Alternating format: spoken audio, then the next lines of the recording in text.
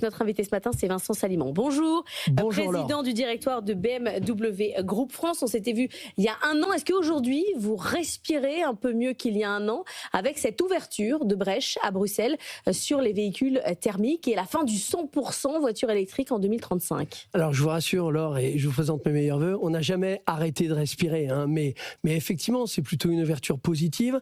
Et ce qui est plutôt positif aussi, c'est que ça montre la viabilité du thermique. On l'a souvent répété, mais un moteur thermique actuel émet 25% de CO2 de moins qu'un moteur thermique qui a 10 ans. Donc quand on renouvelle son moteur thermique aujourd'hui, on fait aussi un effort pour la planète, on réduit les émissions de CO2. Donc ça montre la viabilité du moteur thermique, ça montre l'importance de la neutralité technologique, ça a toujours été la politique de BMW, de développer toutes les technologies, même l'hydrogène. On va sortir un véhicule hydrogène en 2028. Et ça a un avantage. Rappelez-vous, quand on s'est vu la dernière fois, je vous parlais des consommateurs. On n'écoutait pas suffisamment les consommateurs. Ça a permis aussi de mettre un poids sur le fait que 2035, oui, c'est un temps court pour un constructeur, parce que c'est dans 10 ans, mais c'est un temps long pour un consommateur. Il aura le temps de renouveler ses voitures 3 fois, ou elle aura le temps de renouveler ses voitures 3 fois, sa voiture 3 fois d'ici là. Donc ça veut dire qu'on peut renouveler les voitures et on peut dynamiser le marché automobile qui est quand même en crise aujourd'hui. Vous dites que c'est une brèche ouverte et qu'on va pouvoir continuer à négocier peut-être d'autres ajustements. Alors, il faut que ce soit voté déjà, donc la Commission européenne est en train de bosser sur le sujet. Il y a un point qui n'est pas encore très clair, c'est les entreprises, le marché des flottes. Et le marché des flottes, aujourd'hui, il est a priori confirmé sur du 100% électrique. Pourtant, ce sont les flottes qui représentent 50% du marché. Ils font le marché, oui. Exactement. Chez nous, chez BMW, c'est 60% du marché. Chez Mini, de nos ventes, chez Mini, c'est un tiers des ventes à peu près. Et surtout, ce sont les clients, les consommateurs, les utilisateurs qui roulent le plus, donc qui ont le plus besoin d'autonomie. Donc, il faut qu'on discute ce sujet des flottes parce qu'il faut garder cette neutralité et technologique également pour les entreprises. Sur l'ensemble de ce que propose BMW, aujourd'hui, en termes d'hybride, d'électrique, de thermique, c'est quoi l'offre ? Alors, on propose tout. En fait, on a de l'électrique sur 90% des segments. On a aussi de l'hybride rechargeable. On a aussi de l'essence. On a aussi du diesel. Et je vous parlais en termes de vente, puisqu'on est en début d'année. Donc, à fin décembre 2025, chez BMW, en France, 28% de nos ventes sont des ventes de 100% électriques. 21% de nos ventes sont des hybrides rechargeables, donc des véhicules électrifiés. La moitié des ventes, sont des véhicules électrifiés, 49% des ventes.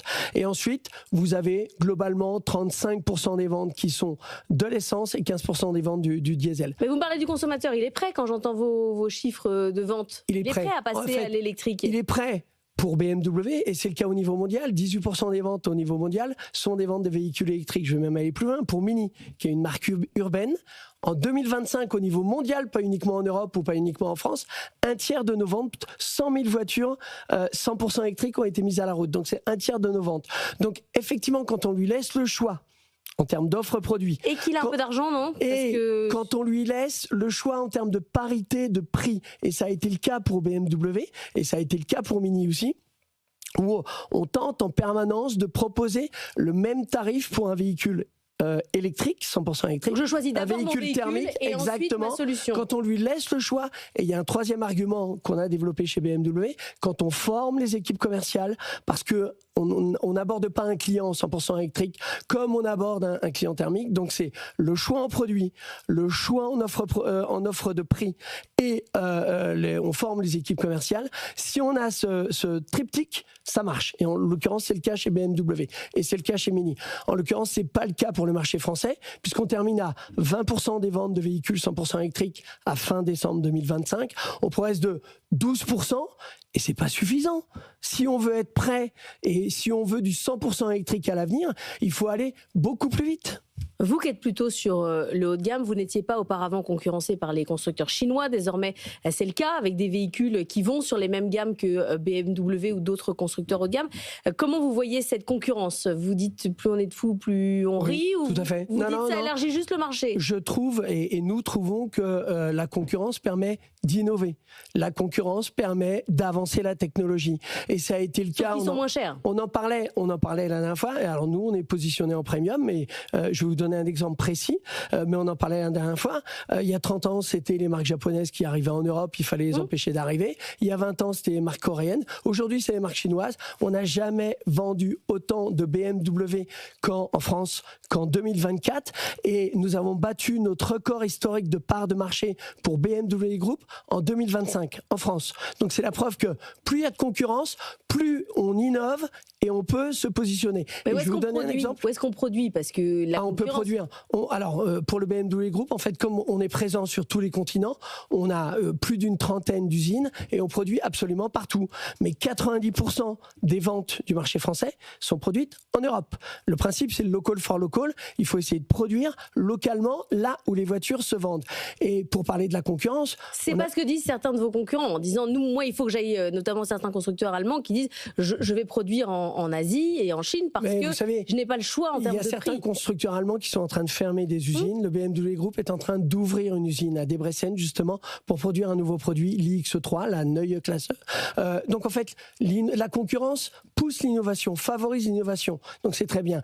Et en parlant de technologie, en parlant de marques chinoises, mais aussi d'autres marques allemandes ou de marques américaines, on lance, et on parlait du salon de Bruxelles, on lance la BMW iX3 le 7 mars 2026. C'est plus de 8, donc un véhicule 100% électrique, plus de 800 km d'autonomie, 370 km de recharger en 10 minutes, parce que l'autonomie c'est une chose, mais il faut pouvoir recharger rapidement. 370 km de recharger en 10 minutes. Et en plus, il est important pour protéger la planète, non pas de regarder les émissions de CO2 uniquement à l'usage, mais sur la totalité du cycle de vie. Ça, c'est un élément important qu'on aborde avec la Commission européenne et avec le gouvernement français. Il faut regarder la totalité du cycle de vie.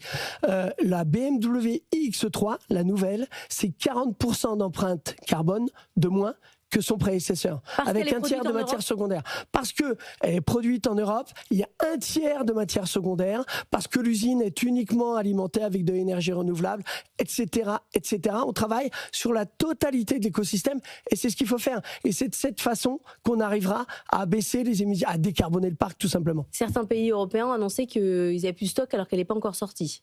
Alors, certains pays européens qui se sont mal débrouillés en termes de production. L'avantage en France, exactement. En fait, il y a un inconvénient en France, c'est que le 1er juillet 2026, il y aura un malus, et là, on est quasiment le seul pays au monde à avoir un malus au poids sur les voitures 100% électriques. C'est paradoxal. On veut électrifier le parc, mais en parallèle, on renforce le malus, le poids, la taxation. Eh bien, en France, on s'est débrouillé pour avoir suffisamment de production. Donc, je rassure les consommateurs français, ils peuvent encore passer dans les concessions BMW. On pourra les livrer avant la fin de l'année. Merci beaucoup, Vincent Salimon, d'être venu ce matin dans la matinale de l'économie.